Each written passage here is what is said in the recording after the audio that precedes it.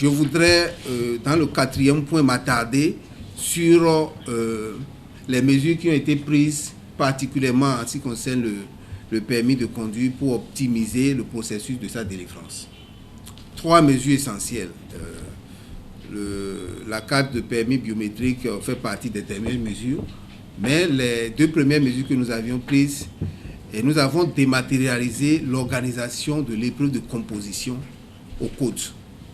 Donc désormais, c'est avec des tablettes qu'on compose et nous avons les résultats de façon automatique. À ce titre, nous avons travaillé à éliminer les pratiques de fraude qui étaient observées par le passé et nous avons suffisamment simplifié les choses pour les usagers. Et deuxième élément de réforme sur le permis de conduire, c'est l'utilisation de dispositifs de vidéosurveillance pour l'épreuve de conduite.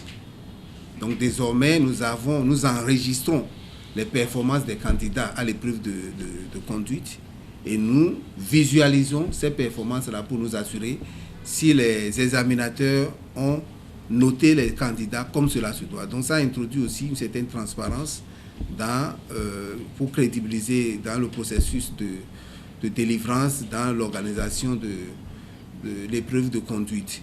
Donc tout ça permet de sécuriser et de crédibiliser notre examen de permis de conduire. La dernière, c'est justement la mise en service de la carte de permis biométrique, permis de conduire biométrique. C'est une réforme qui a été annoncée il y a longtemps.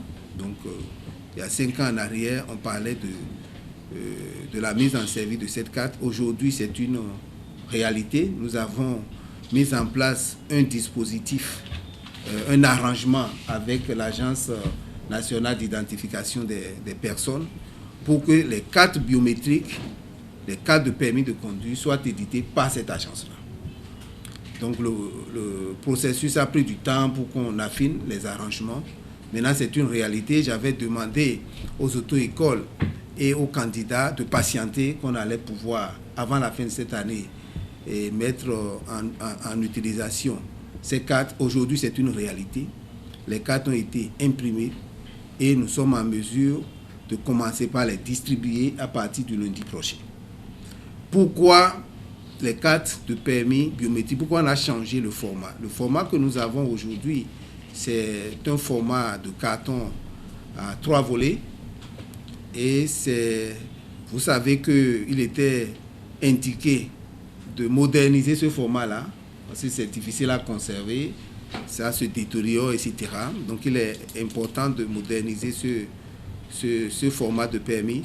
Donc la carte permet d'avoir plus de commodité. Donc ça, c'est la première raison, plus de commodité dans son utilisation. Deuxième raison de changement de la carte, et de ce que nous avions comme permis de conduire en une carte maintenant sous forme de carte bancaire, c'est que cela répond à des normes. Il y a des normes en matière de circulation routière et ces normes-là ont évolué et il y a une normalisation en matière d'émission de permis qui appelle aussi que nous passions au format de carte bancaire. Donc nous avions cette contrainte-là aussi qui obligeait à passer à la carte biométrique. Troisième raison, c'est que la carte que nous avons aujourd'hui est plus sécurisée que ce que nous avions avant. Évidemment, ça répond bien au contexte parce que nous avons beaucoup de situations de fraude. Les gens ont des tentatives de fraude sur les titres de transport. Donc, il était indiqué d'améliorer les paramètres de sécurité pour que nous soyons aux normes.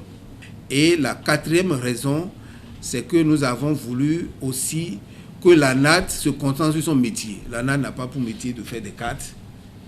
C'est pas de faire des cartes, c'est pas le métier de base de l'ANAT.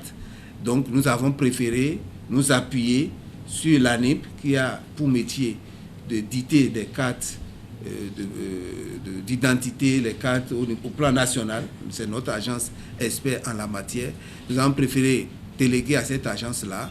Et en le faisant, nous nous assurons que les données de nos cartes sont en conformité avec les données qui sont dans le registre national des personnes physiques.